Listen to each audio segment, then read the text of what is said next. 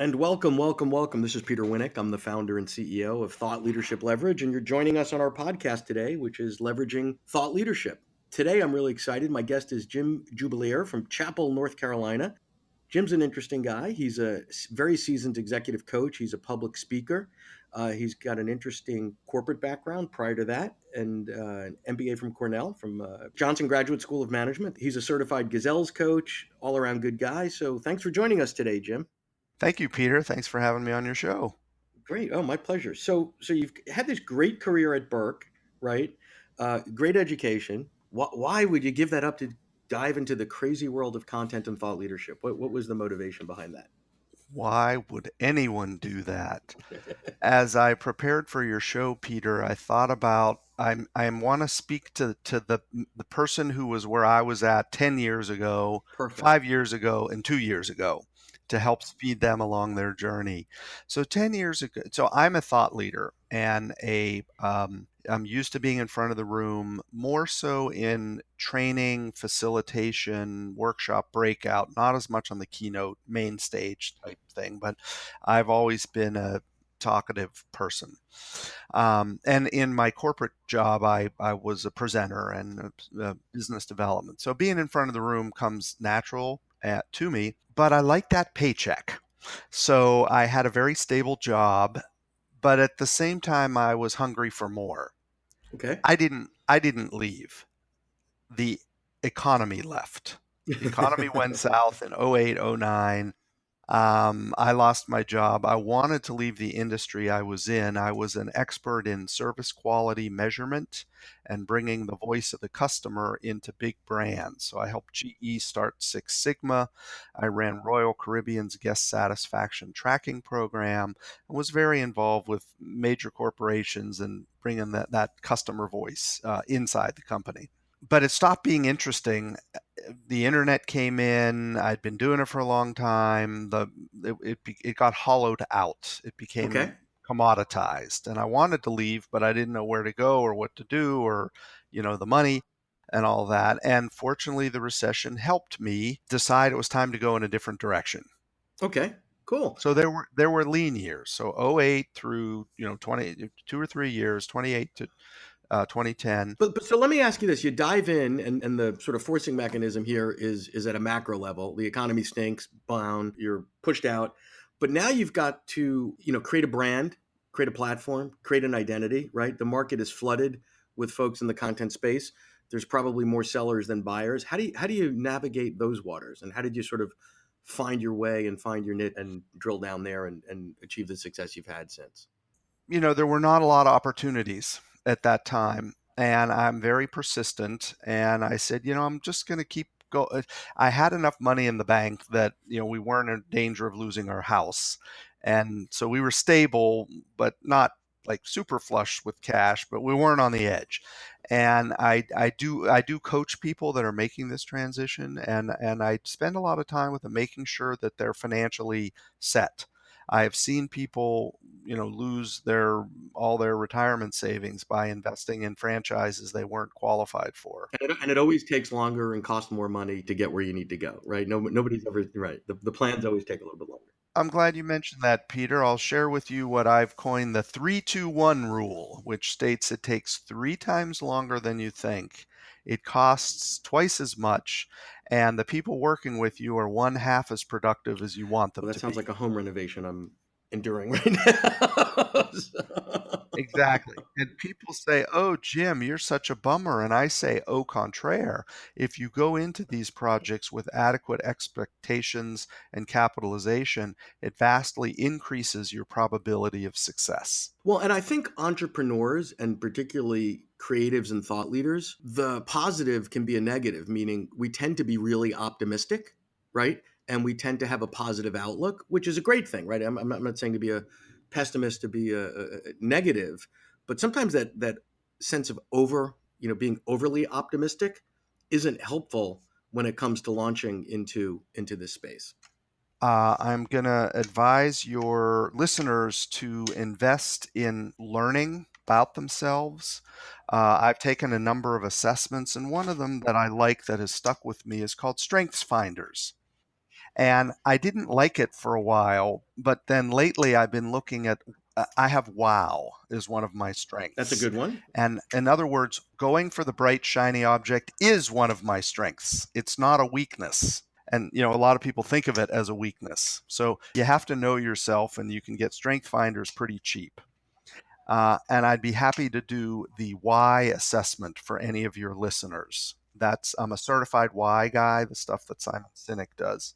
There was a period of time where I said, I'm going to leave it all on the floor. I'm going to do everything I can to get where I want to get. And at that time, the dominant job board was Monster. And I didn't have my resume on Monster because I don't like job boards and kind of that whole thing, whatever. And I'm like, well, how can I say I'm leaving it all on the floor if I'm not on Monster? So I put my resume on Monster. My phone rings that afternoon. And basically, I was being prospected by a business coaching affiliation network called Action Coach. And I ended up purchasing an Action Coach license. And so I basically purchased a branding, a system, a sales training. It was over a year, a six-figure investment. So it's not cheap, but that got me started. So so for people who are getting started, what I say is there are some people who are just natural networkers and/or they have a big network already. In other words, if the president of the local chamber of commerce wants to leave and go out on his own, he or she can call 100 people in town and say, I'm doing my own thing. Here's what I'm up to. They would have 100 meetings on day one. If you don't have a big network like that, it's a lot harder. So you have to look for leveraging thought leadership. Sound familiar? Yeah. And so that means affiliating with other people who are further along. And sometimes those are informal affiliations, sometimes they're licensing deals, sometimes they're franchising. So it can take a number of different ways. Well, and let me just add to that because I think there's a couple of pieces to unpack there. So one is the core thought leadership. You can either have your own that's original and creative, right? Or, and it's not binary, it could be both. Or you can partner with an organization like the coaching firm that you mentioned that will supply you with the frameworks and the methodologies and the tools and all that other sort of stuff, right? So that's one way to satisfy the what is the content I'm going to work with. But the second piece, and I think that's really where most people fall down or struggle the most with, is on, I don't know if I would call it a network, but it's the marketing, the sales, the distribution side. Because just because you're awesome at something, coaching or whatever the case may be, as a practitioner, meaning that you're awesome at what you do. If we get you in the right room with the right client, the right circumstances, magic happens. It doesn't mean that you're really good at finding those clients, because that's a totally different skill set. And what I see a lot is people that come from other walks of life, whether it's academia or corporate or professional consulting backgrounds, et cetera, and then sort of move into this space. You've got to deal with client acquisition as well as content development. And typically, people are much stronger at one of those things than the other, and you need both. Yes, I had a multi-million dollar sales budget, which I met. I met quota for 15 consecutive years of selling more than $1 million of professional consulting services. So, how hard could coaching be? Right, that's got to be easy. When I'm asking a small business owner to part with a statistically significant portion of their entire annual income right after a recession, it turned out to be awfully hard.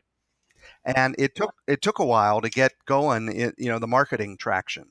Well, on the SMB side, the small mid-sized business side, which sounds like where you were focused, what's interesting there is I think the mistake people make when they move into that marketplace is they say SMB, small mid-sized business, and they focus on the B, meaning, oh, okay, it's a business. I'm going to put on my B2B sales hat or glasses or pick your device, whatever, and that's how I'm going to operate. The reality is, when you're in the Fortune 1000 market, they have a budget. They know they're going to spend a certain amount of money. There's a process by which they procure these certain things, et cetera.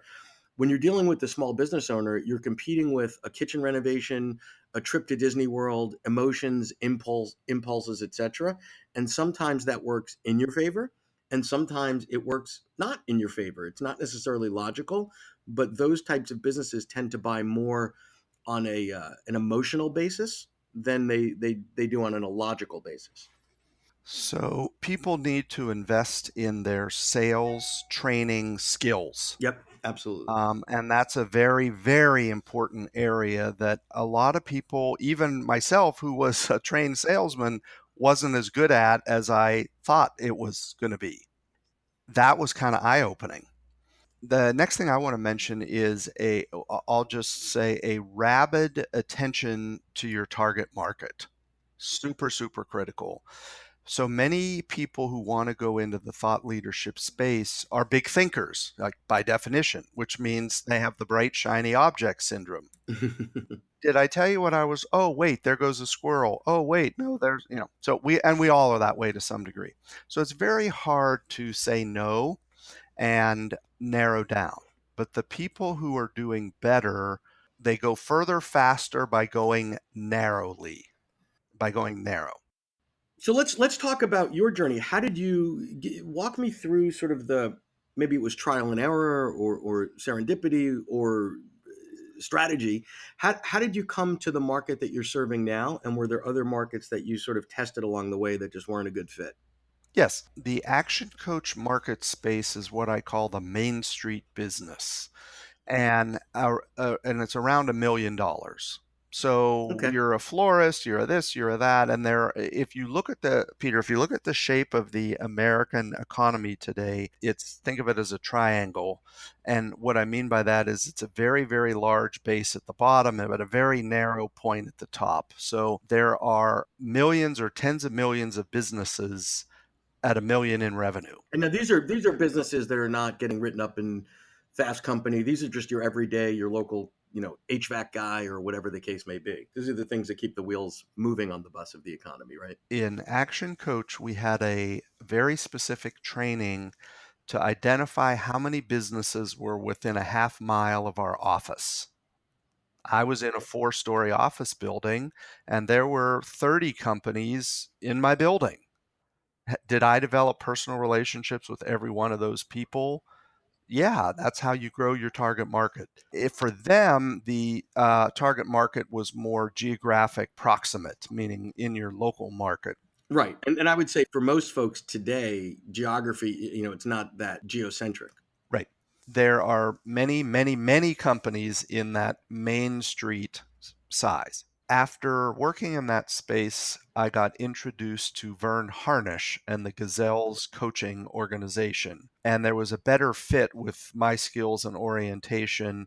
And the Gazelles' focus is more on growth companies. So they tend to be 5 million and up, 5 to 50 million, and they're in momentum, meaning they're hiring, they're growing, they got stuff going on, but the business owner is still working in the business and not enough on the business, and they recognize that what got them here won't get them there. They know it. They're learners, and they may not know they need help, but usually they're like, oh, my buddy says there's this thing called coaching. That was true 7 years ago. Now seems like everybody either has a coach or has heard of it, so it's not as new as it was. A lot of people left corporate America after the crash and hung out their shingles, so the market for business advisory services has mushroomed.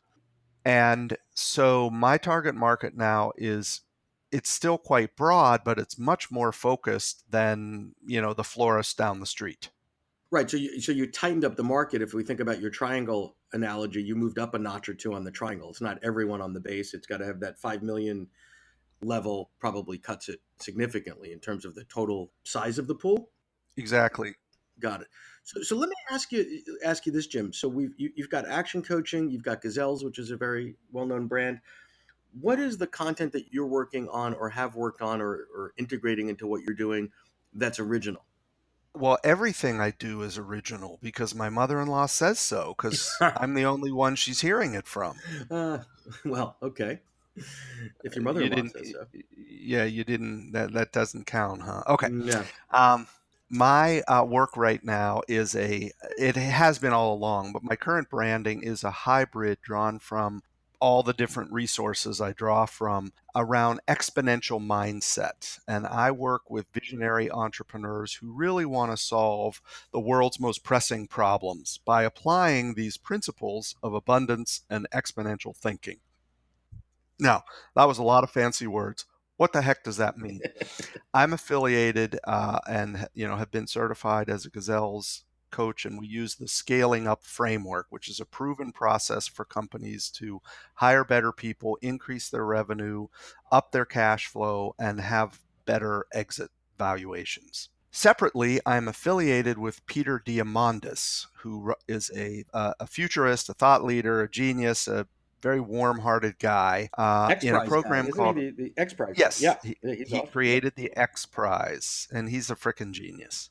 Oh, and by the way, did I say he got his MD as well? Yeah. So one of Yeah. those kind of people. I'm in a program that he runs called Abundance 360, and he's committed to running that for 25 years. This is year 6, and we study disruptive technologies, innovative organizations. We're building a network, and we're really working on the world's most pressing problems around food, energy, water, mobility, transportation, access to education, and also much more not so lofty projects as well. And so in that world, I'm learning about the fact that now is the best time in human history to be alive. Lucky for us, right? Yeah, in the past 100 years ago, World War I killed 16 million people, and the flu killed 50 million people at a time when our population was much, much smaller.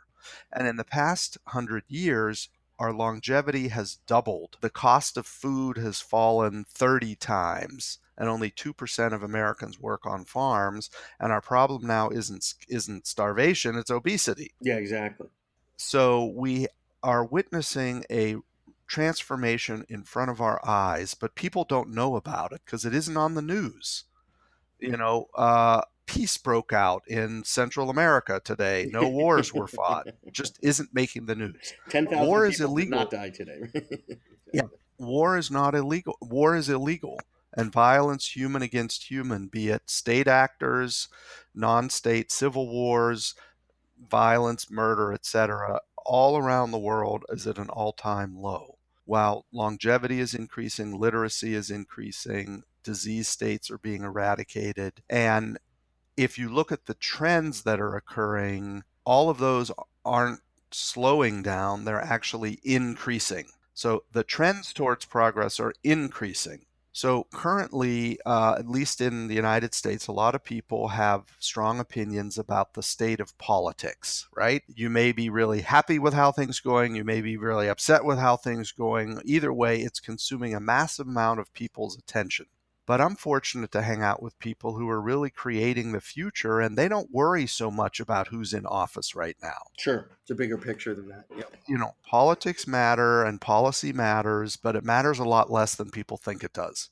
So these trends are unstoppable and are going to revolutionize everything. Fascinating. So my work is putting together a story that's all factual. I didn't give you my opinion about any of these things. These are all facts. And then we look at the future. So I spend time studying the future, and in particular, I have a specialty in autonomous vehicles and renewable energy. So I'm not a technologist, I'm not an engineer, but I track those spaces and I synthesize down the happenings that are occurring across the world down into bite-sized chunks for my audiences. Awesome.